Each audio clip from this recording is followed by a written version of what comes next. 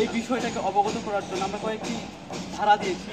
আমরা প্রথমেই এই ঘটনার সুষ্ঠু তদন্ত করে প্রকৃত দোষীদের শনাক্ত করতে হবে। আমাদের দাবিগুলো আমরা আপনাদেরকে জানাচ্ছি।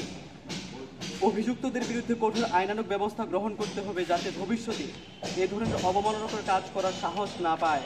3 নম্বর, প্রশাসনের পক্ষ থেকে এমন পদক্ষেপ নিতে হবে যাতে ধর্মীয় গ্রন্থ ও বিশ্বাসের প্রতি যথাযথ সম্মান প্রদর্শিত হয়।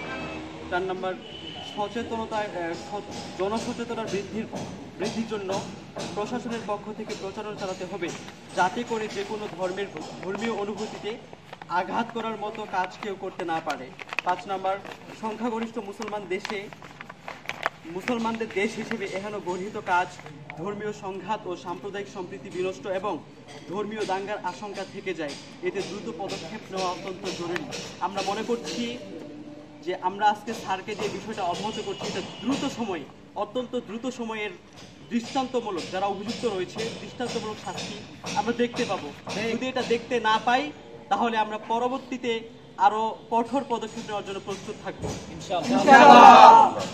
আর আপনাদেরকে সচেতন করছি, দেশবাসীকে সচেতন করছি, আপনারা কোরআন শরীফ কেনার সময় অবশ্যই ভিতরে বাইরে লক্ষ্য করবেন যাতে করে এই ভুলগুলো আমরা পরবর্তীতে আমাদের কাজে সামনে না আসে। আমরা অবশ্যই সচেতন থাকবো এই বিষয়গুলোতে। এই আশাবাদ ব্যক্ত করে সংক্ষিপ্ত কথা শেষ করছি। আসসালামু আলাইকুম ওয়া রাহমাতুল্লাহ।